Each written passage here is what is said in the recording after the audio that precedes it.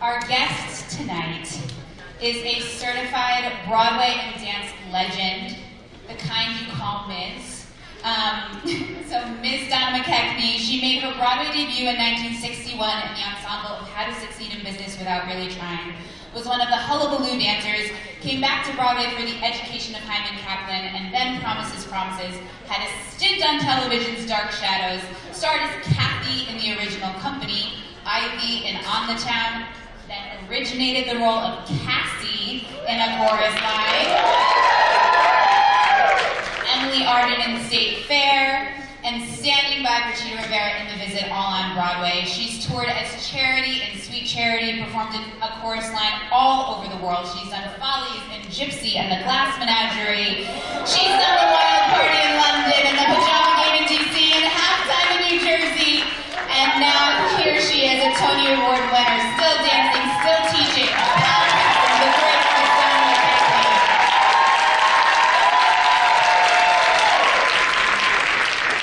I didn't mean to come in on your speech, but it's like...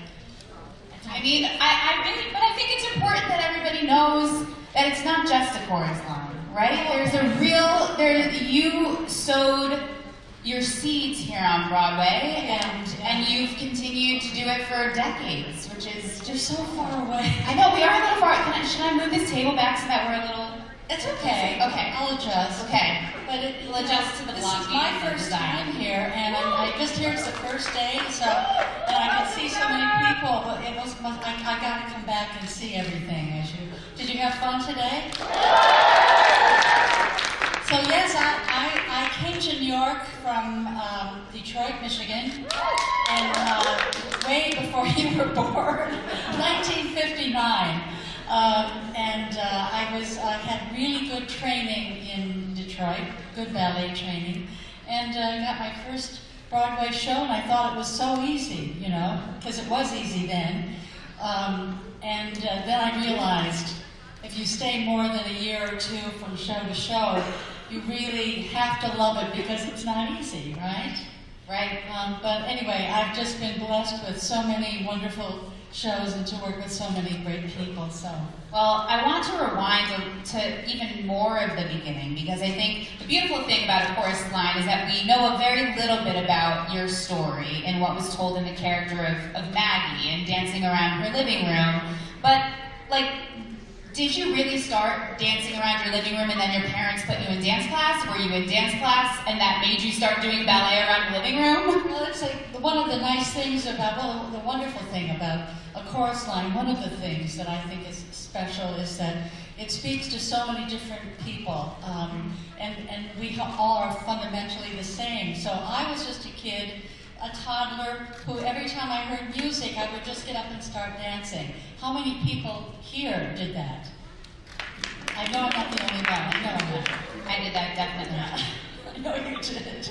But that was the beginning, and my mother, you know, was my champion. She saw that I loved it so much before I could speak, and so she took me to ballet class, local ballet class, and that's when I fell in love with dance, music, and... Did you notice, did someone notice that you were different from the other dancers in your class, even at a young age?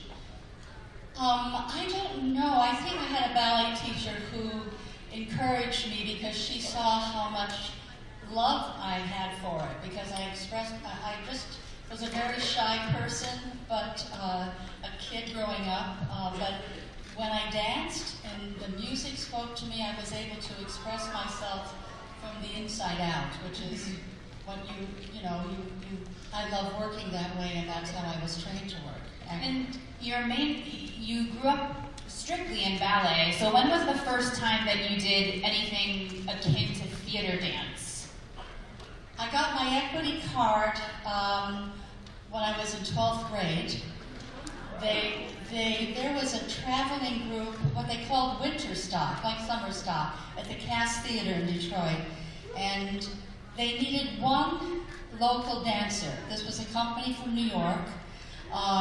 Dancers, singers, they did 4 shows, I believe. Bittersweet, Guys and Dolls, King and I, and another one, I'm not sure.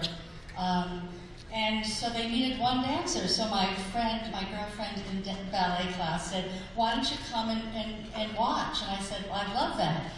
Because I'd never been to an audition. I didn't know what they were. It's always the girlfriend who asks you to come along, Cheetah story. Let's go audition for this tour, and then, Cheetah Rivera. Yes, I remember her talking about that. I don't know quite, it might be the same thing. Anyway, it's like an old story. I sat there and she said, well, do you want to audition? And I said, well, I don't have any dance clothes. So she said, well, I have an extra pair. Okay, so I got the job and she didn't. But we're still friends, so that's a good friend. And that made me realize that, oh my gosh, you can be on a stage with other people and tell a story with song and text and dance and be so, Because you were auditioning with that style of dance from those shows. I never saw a show before. So this was an incredible education and experience. And Anna, and the woman who played Anna was Betty White.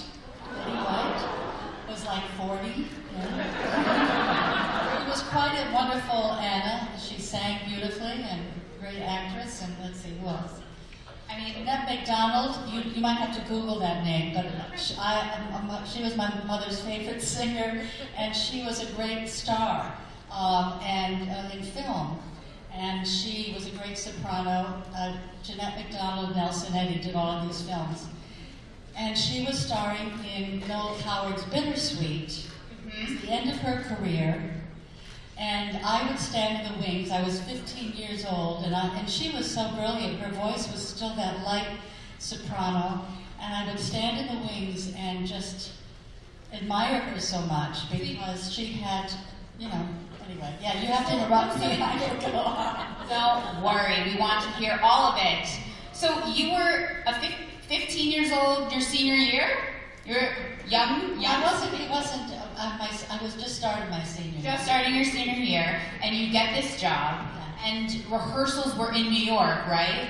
This was the first. This was job. local. And then the director called me. I see where you're going. Yeah. And then the director called me a little while. I'm still in high school, and he said, "We're going to do this dance tour, a little company, and we're going to rehearse in New York for 4 weeks, and then tour the South, mostly one-night stands for about 5 or 6 weeks.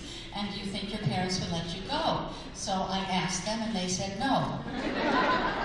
And I asked them again, and they said no.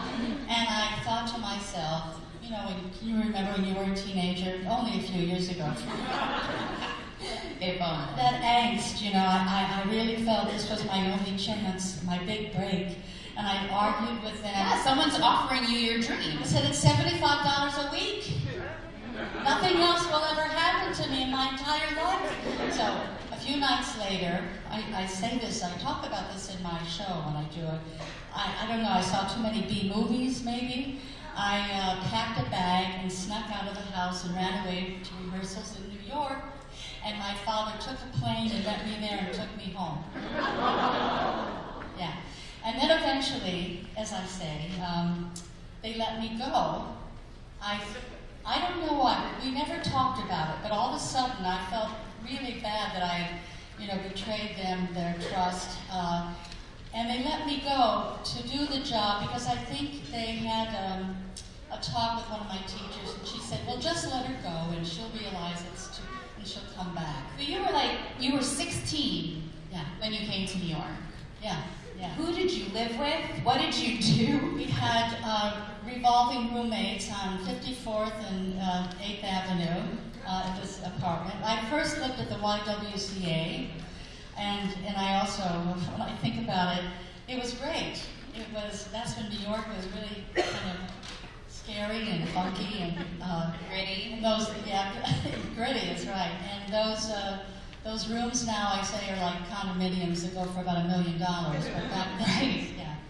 But it's like what people do today. It's like kids come to New York and now they can go and have a further education. I don't try to encourage running away from home at that age, because now what you have are there wonderful musical theater courses, right? Right, all of the programs. All over, and great teachers, and they have programs. And so when you come to New York, you are really prepared, because you have to be, because everyone is so good and the competition is so steep. After doing that, the tour of one-nighters, which, by the way, one-nighters means you're moving every day. It's not just like, oh, one night in New York and one night in New Jersey. You know, you're really moving around. This was before civil rights. Yeah. So that in itself was an incredible education for me, to really see the real world as much as I could in that way. It was mind-expanding, to say the least. It was great to get back into New York. When you're that young, you're omnipotent and you think nothing can happen. You know, you feel kind of, I don't know, I felt very powerful in a way. When I look back, I can understand why my parents were terrified for me. But like I say now, I mean, I do master classes, and I see the talent that's out there, and it's phenomenal. And we keep helping each other evolve. So I would say make sure that you have your training under your Yes, your technique is so important. Yeah, so you can come and stay. So after that tour in the South, you came back to New York, or you went back home to Detroit? I went right back to New York, because now I was fueled by this desire to show them, that I can stay.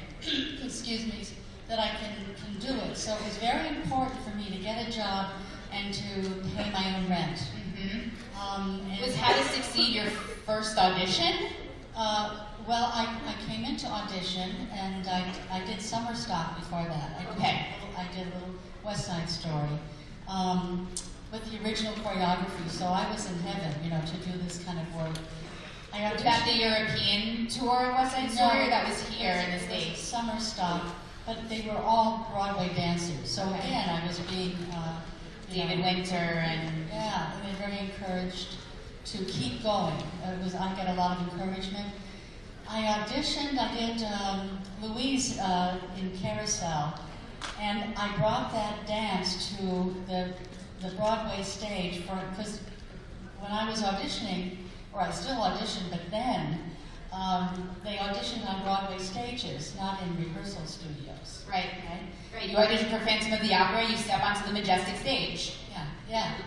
And so I did this dance, and Cy Fuhr and Ernie Martin, who were the producers of How to Succeed and Guys and Dolls, he came, I was new in town, so he came running down the aisle and he said, "Meeting, I think, where have you been?" He said, "What have you been doing?"